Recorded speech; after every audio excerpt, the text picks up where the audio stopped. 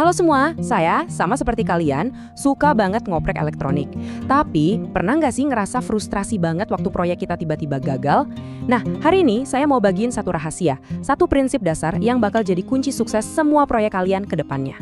Coba deh, pernah ngalamin kayak gini nggak? Kita udah semangat banget nih, nyambungin baterai ke LED, tiba-tiba ceklek, LED-nya kebakar. Wah, kesel banget kan rasanya? Tenang, saya juga pernah. Dan hampir semua pemula ngalamin ini kok. Nah, di sini kita bakal cari tahu caranya biar hal ini nggak keulang lagi. Jawabannya itu ternyata simple banget.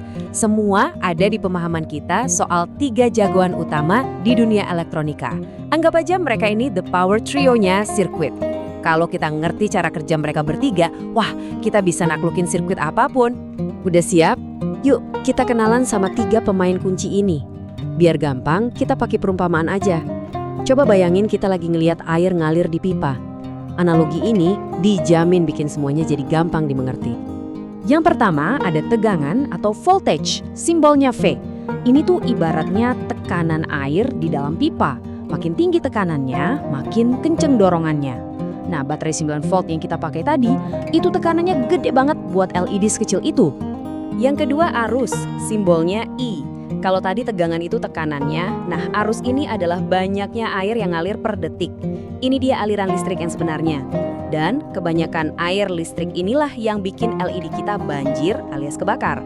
Dan yang terakhir, ini dia pahlawannya, hambatan atau resistance, simbolnya R.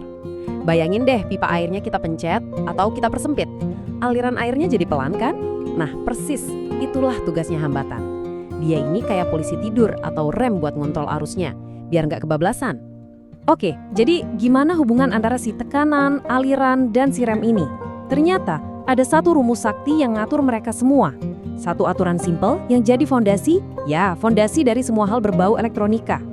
Sedikit cerita nih, aturan ini ditemuin tahun 1827 sama fisikawan namanya Georg Simon Ohm. Penemuannya ini benar-benar mengubah dunia. Saking pentingnya, hukumnya dinamain pakai namanya dia. Dan sampai detik ini, semua gadget yang kita pakai itu dasarnya dari sini.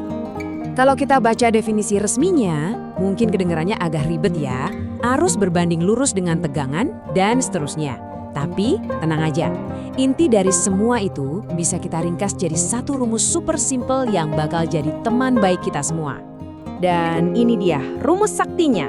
V sama dengan I kali R.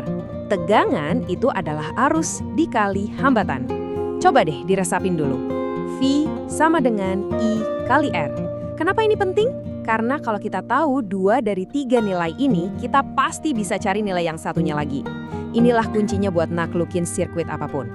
Nah, ada trik gampang nih buat ngapalinnya. Namanya segitiga hukum Ohm.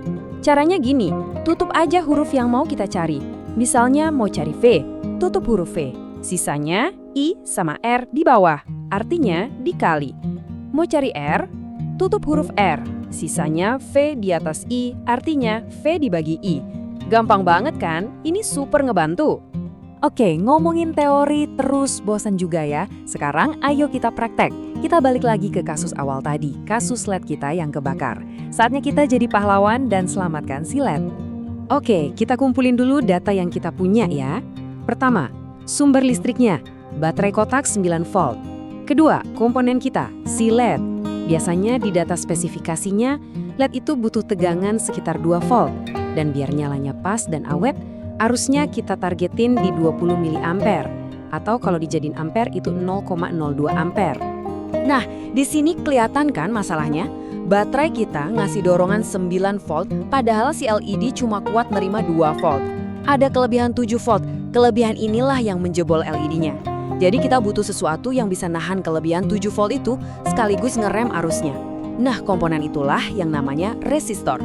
Pertanyaannya sekarang, resistor berapa ohm yang kita butuhin? Ingat kan segitiga sakti tadi? Kita mau cari apa?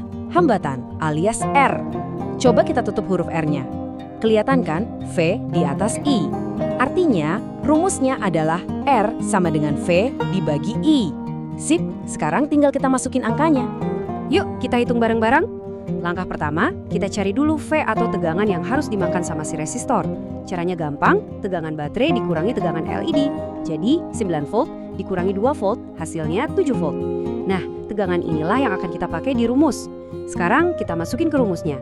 R sama dengan 7 volt dibagi arusnya, yaitu 0,02 ampere. Dan hasilnya adalah 350 ohm. Keren banget kan? Artinya, cukup dengan nambahin satu resistor kecil senilai 350 ohm, kita bisa nyambungin baterai 9 volt ke LED mungil kita dengan aman sentosa. LED-nya bakal nyala terang, awet, dan nggak ada drama kebakar lagi. Masalah selesai. Nah, apa artinya ini semua buat kita? Ini bukan cuma soal nyelamatin satu LED loh. Dengan ngerti hukum Ohm, kalian itu sebenarnya baru aja dapat kunci buat ngebuka gerbang ke dunia elektronika yang, wah, luas banget. Ini beneran. Anggap aja kalian dapat kekuatan super. Kalian nggak lagi cuma ngikutin tutorial atau skema orang lain. Kalian sekarang bisa mulai ngerancang sirkuit kalian sendiri dari nol. Kalau ada alat rusak, kalian bisa mulai mikir, jangan-jangan masalahnya di sini. Dan kalian bisa dengan pede milih komponen yang pas buat perbaikan. Oke, ada satu catatan kecil tapi penting ya. Hukum Ohm ini paling pas dan akurat buat komponen-komponen kayak resistor.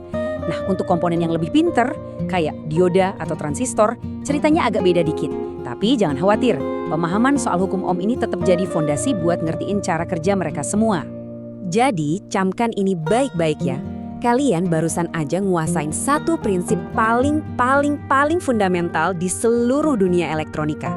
Mau sehebat apapun insinyur elektronik, mau sepinter apapun mereka, perjalanan mereka semua itu pasti dimulai dari sini, dari ngertiin hukum Ohm. Kalian sekarang udah ada di jalur yang tepat banget. Nah, sekarang giliran kalian. Udah punya kunci sakti ini, kira-kira proyek keren apa nih yang bakal kalian bikin selanjutnya? Atau mungkin ada alat rusak di rumah yang sekarang kalian jadi kepikiran buat benerin? Coba deh tulis ide kalian di kolom komentar di bawah. Saya penasaran banget pengen tahu. Selamat mencoba dan selamat berkarya!